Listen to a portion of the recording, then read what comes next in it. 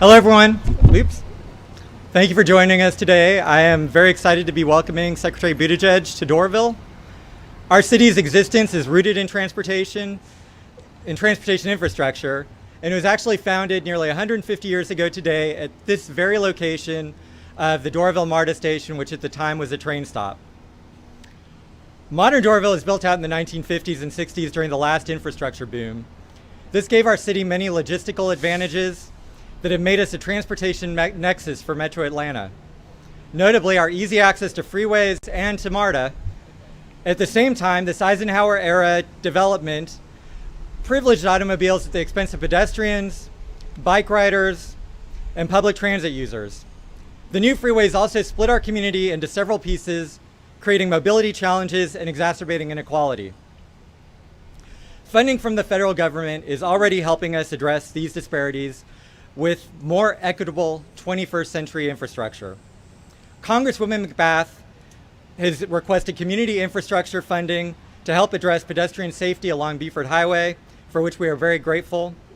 Also, the Federal Transit Administration has provided flex funding to help us make New Peachtree Road, which is right behind me, a more walkable and bikeable place. We hope that this progress continues with the pending infrastructure bill that is being finalized in Congress. As I close, I'd just like to take a moment to encourage our leaders in Congress and the administration to support a project that would add bus rapid transit to planned toll lanes along I-285. This I-285 top-end bus rapid transit project would turn lanes that were initially conceived of as a way to get rich people out of traffic into lanes that would help get everybody around, connecting those without vehicles with our metro area's job centers. The Doraville MARTA station would be a key piece of the bus rapid transit puzzle, connecting bus rapid transit to MARTA's existing rail lines. A project like this won't be able to happen without federal funding, so if I could make one request today, it'd be that the federal government prioritize funding projects like these that reflect multimodal priorities. So again, thank you for being out here, and it's my pleasure to welcome Secretary Buttigieg to Doraville.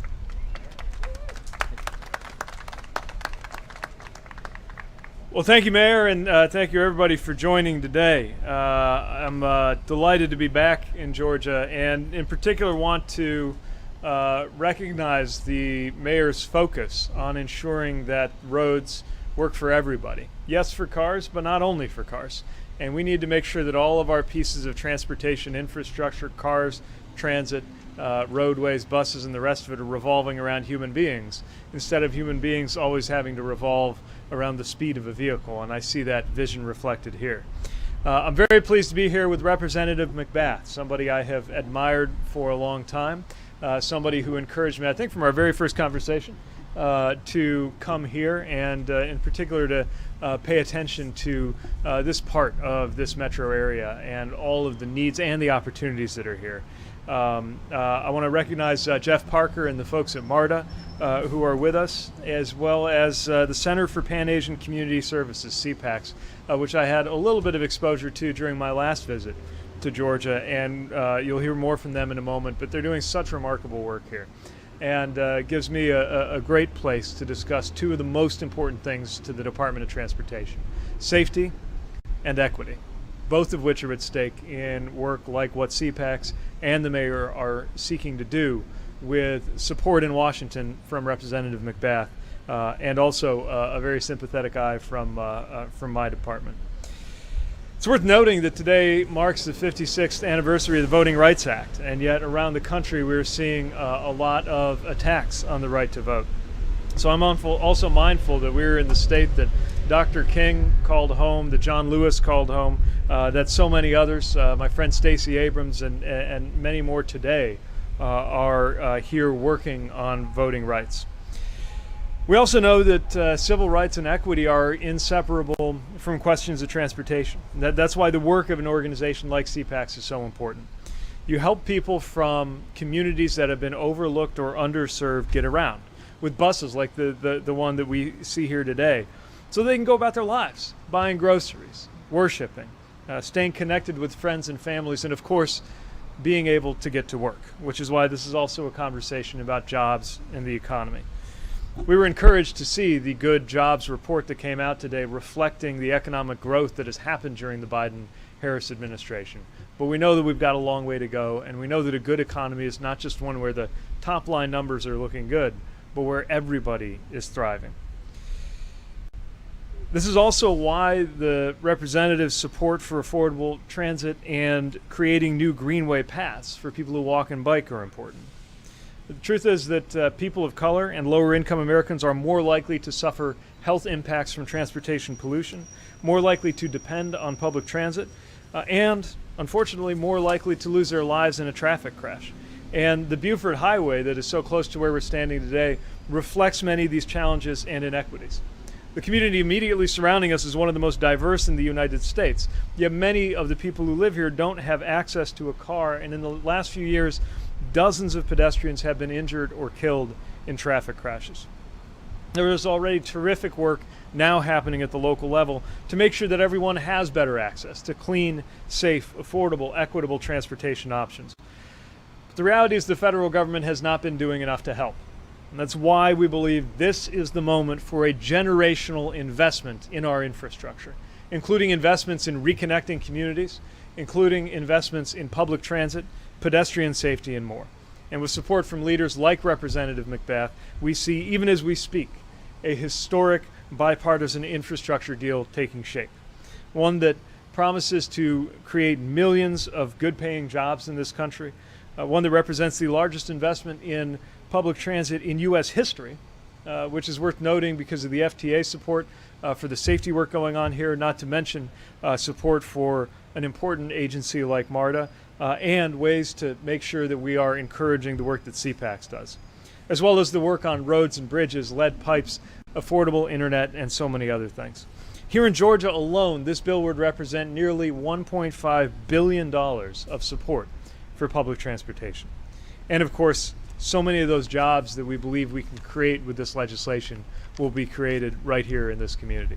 So it's an exciting time to be in transportation, and this is an especially fitting place for us to talk about what's at stake. And with that, I want to turn it over to, again, a leader and a friend, somebody who I'm so glad has encouraged me to come here and see for myself the work that is going on, Representative Lucy Macbath.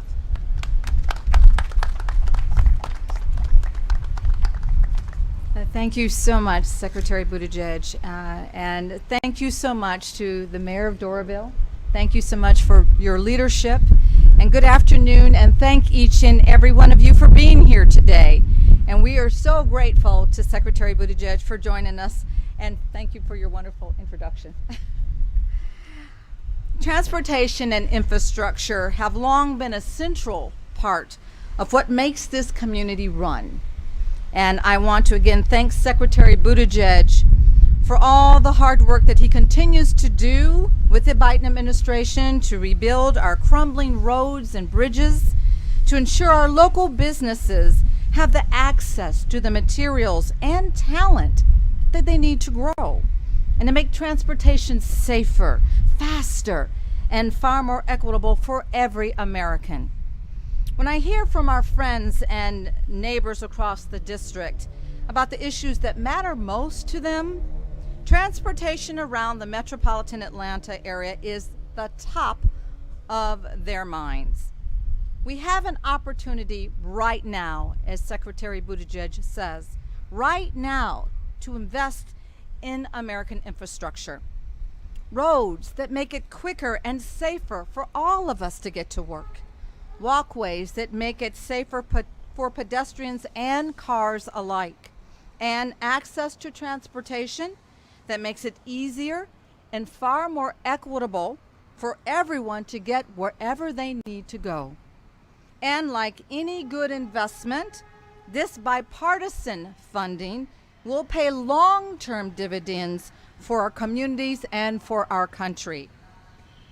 We are creating connections that will give our businesses, big and small businesses, access to the materials that they need to innovate, to access their customers, their growing customer bases, and to access to the hardworking employees who are the heartbeat of our growing economy.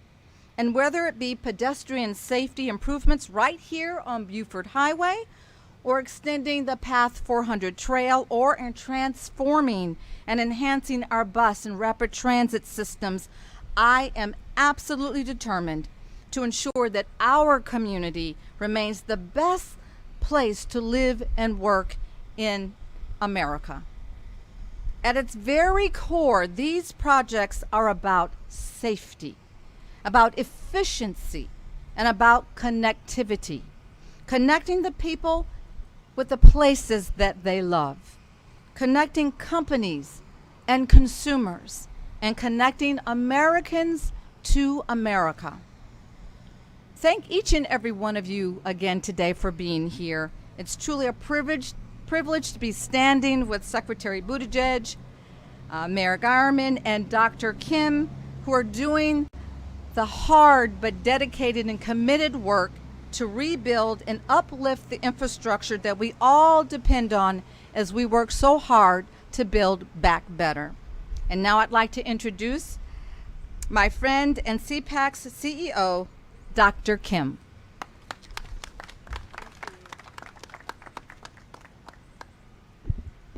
Good afternoon.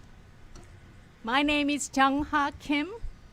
I'm CEO of CPACS, Center for Pan-Asian Community Services Incorporated. We are almost 42 years old, grassroots organization. And in the last some 30 years or so, we made the city of Doraville and Chambly our home. I often share with our wonderful staff at CPACS that we started out by providing transportation service. People used to call from the airport back in the days and ask for a ride. Not having anyone to rely on, not having the language skill, the new immigrants will look through the thick telephone book we used to have and looking for any ethnic organizations that they could actually address their immediate help and need. And we will go out to the airport to pick them up and help them to experience their first day of life in the US. Now, times have changed. People no longer call us from the airport for a ride. And demographics of population that we now serve have changed. But what remains still the same is people's basic need for affordable, safe, and accessible means of transportation. We need green bus. Do you see this? We need green bus, both literally and symbolically, green bus. I also would like to add that CPACS is standing in solidarity with many other communities in need, communities of color, communities that are underserved, who share the same need for safe and affordable means of transportation in our neighborhoods, from our homes, our workplaces, from our schools to community parks, from our senior housing to hospitals. We are honored and encouraged that our nation's Secretary of Transportation is here with us and remembering importance of grassroots communities' basic needs. Our needs may be considered small or insignificant at times, but please enable community-based organizations like ours to serve better the people who we are accountable to. We look forward to working continuously with you, and those of us who are here today, you are our partners and witnesses. Thank you for being here. Thank you.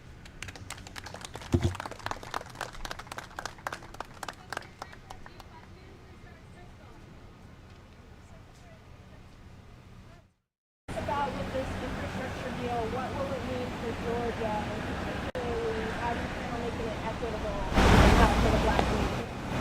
Well, with these dollars, we will be able to improve roads, bridges, And a lot of that is going to have an equity focus, as we've had from day one in the administration.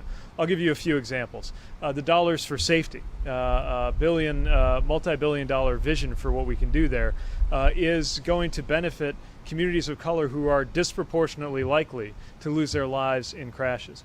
The support for public transit means that that will benefit, of course, the entire community. But as you've seen here, so many who don't have their own cars or who depend on public transit to get to work are, whether it's the black community, refugee, or immigrant communities or others who have been underserved, will be given that leveling equalizer to be able to get to work.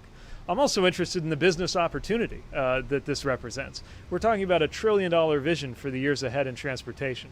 And we're standing in the Atlanta area where the construction of Hartsfield-Jackson Airport a couple of generations ago, guided by a visionary mayor, helped build up a black middle class through the construction jobs and the business opportunities it represented. So really every way you look at this, it has so much to benefit us from an equity perspective, as well as safety, climate, job creation, and preparing for the future. And in a place like Georgia that is just multimodal by its very nature, you got it all. Ports, airports, big cities, small communities, suburbs, transit. You're going to see a lot of that benefit coming right here. People stranded at the airport due to the cancellation and stealing American Airlines flights. What do you have to say to travelers? What can be done to prevent this? Yeah, we're very concerned for those passengers who have experienced disruption because of these issues. The two main areas that we focus on in my department, of course, are first safety and making sure that passenger safety is looked after throughout, including with anything that changes or happens operationally.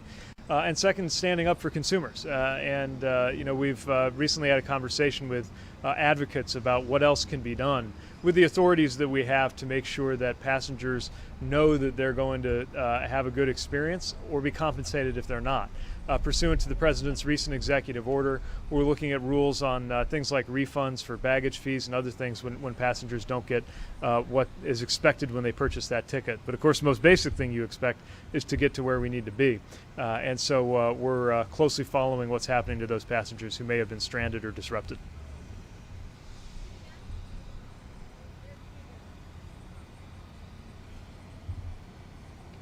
I wanted to ask about alternative transit. We can talk a lot about cars, but I want to know what are your priorities for alternative transit for people who don't have access to vehicles?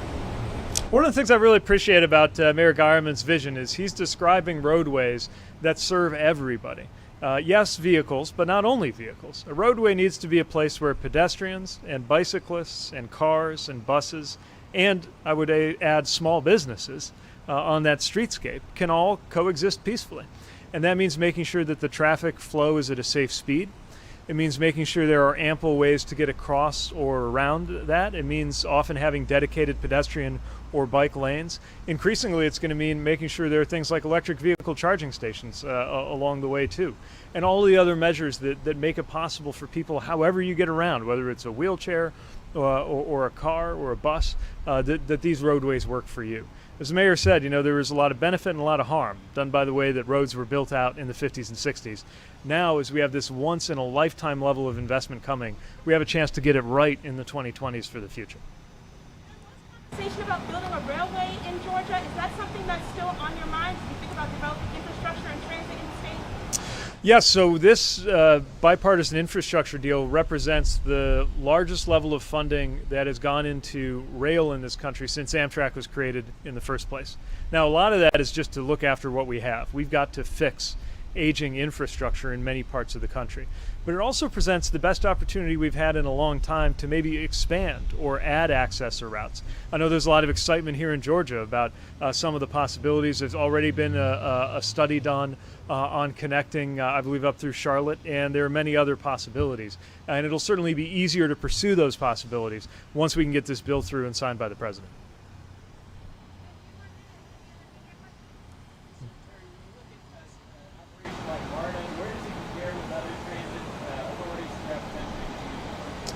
Well, Well, you know, MARTA is serving a large and high growth area. Now, when you have a lot of growth like what you're seeing in the Atlanta region and the suburbs, it's a good problem to have, but it's a real challenge to make sure people can get to where they need to be.